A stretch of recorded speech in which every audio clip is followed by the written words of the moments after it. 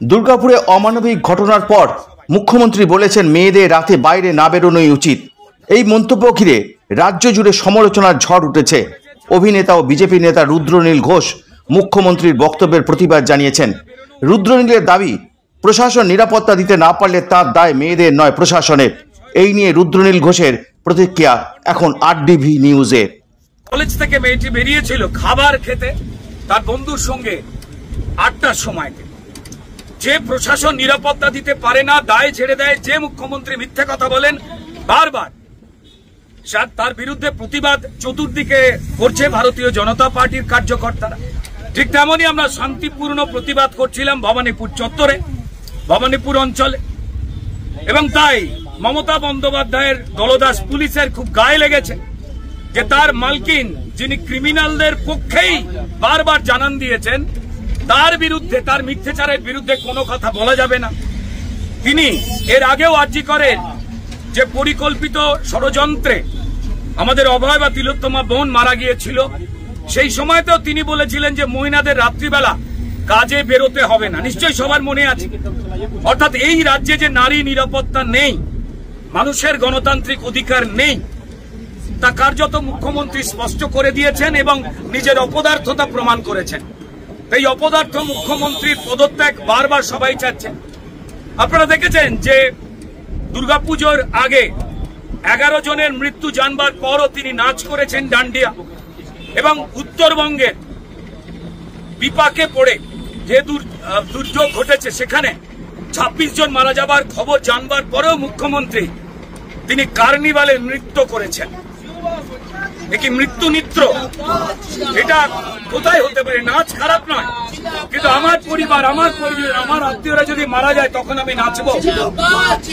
অমানবিকতার পরিচয় দিয়েছেন মুখ্যমন্ত্রী। এবং তিনি উত্তরবঙ্গে গিয়ে খুদ মেকআপ করতে গেছেন, আর সেখানে আমাদের খগেন মুর্মু এবং শঙ্কর ঘোষ, সম্মানীয় MP এবং MLA, আগে পৌঁছে যাওয়াতে ত্রাণের কাজ কেমন করে চলছে, কিভাবে ত্রাণ পৌঁছবে সেই বিষয়ে নজরদারি করতে গিয়েছিলেন বলে ত্রাণ চোর তৃণমূলদের টিম মমতা বন্দ্যোপাধ্যায়ের নির্দেশে এবং পুলিশের উপস্থিতিতে, আপনারা জানেন খগেন মুর্মু একজন জনজাতি উপজাতির দুবারের MP, তাকে মেরে রক্তপাত ঘটিয়ে দিয়েছিল অযোধ্যারে। আর মুখ্যমন্ত্রী যিনি মার খাওয়ালেন তার দলের লোকজনদের দিয়ে, পুলিশকে নিষ্ক্রিয় করে, সেই মুখ্যমন্ত্রী 1.5 মিনিট দেখা করতে গেলেন, জুতো মেরে গুরুদান টাইপের।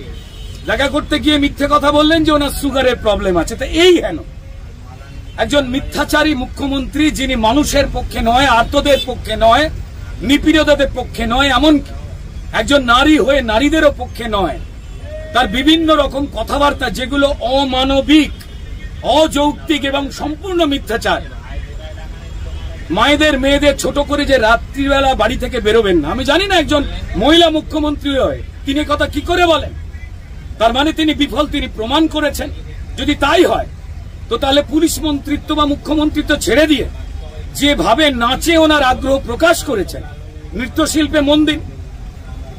আমরা তার অপদার্থতা নিয়ে, তার জঙ্গল রাজ নিয়ে, ক্রিমিনালদের পোষণ করা নিয়ে, এবং যে শেখ বাবুরা, যে 3 জন শেখ বাবু ধরা পড়েছেন দুর্গাপুরে, তারপরেও আরো কিছু লোক মিসিং, তার বিরুদ্ধে যখন প্রতিবাদ জানাচ্ছি, যেটা ভারতীয় গণতন্ত্রের কাজ, বিরোধীদের কাজ, তখন আমাদের কার্যকর্তাদের মারধর করে অদ্ভুতভাবে এই প্রিজন ভ্যানে তোলা হলো।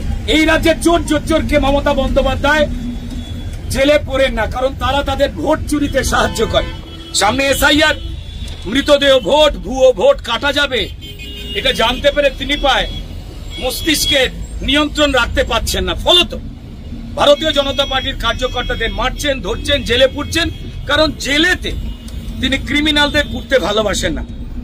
পশ্চিমবঙ্গে যারা মানুষ রয়েছেন, এই ভিডিও দেখছেন, তিনি যাতে ধর্মে, পেশায়, যাতেই বিশ্বাস করুন না কেন, আপনার মেয়ে, আমার বাড়ির মায়েরা, বোনেরা, তাদের প্রত্যেকেরই নিরাপত্তাই মমতা বন্দ্যোপাধ্যায়ের রাজত্বে শূন্য, মানুষের গণতান্ত্রিক অধিকার শূন্য। তো তাই আপনারা অত্যন্ত কড়াভাবে নিজেদের একটু চিন্তা করে নিন যে কোন রাজত্বে আমরা রয়েছি। প্রিজন ভ্যানে আমরা সবাই, অপরাধ কি? দুর্গাপুরে একজন ছাত্রীর এই অবস্থা হলো। বারবার যা হয়েছে, কসবা কলেজে যখন ঘটনা ঘটেছিল, তৃণমূলের ছাত্র পরিষদের নেতারা এই ঘটনা ঘটিয়েছিল, তখন তৃণমূলের নেতা মদন মিত্র বলেছিলেন ঠিক মমতা বন্দ্যোপাধ্যায় সুরে যে মেয়েটির অত রাতে কলেজে যাওয়ার উচিত ছিল না। সব দোষ মেয়েদের, সব দোষ মানুষের। তৃণমূল যা করে চলেছে সেটাকে সমর্থন করতে হবে, না হলেই ক্রিমিনাল বাইরে, আর যে কোনো সুস্থ মানুষ তারা হয় এই প্রিজন ভ্যানে, নয় জেলে।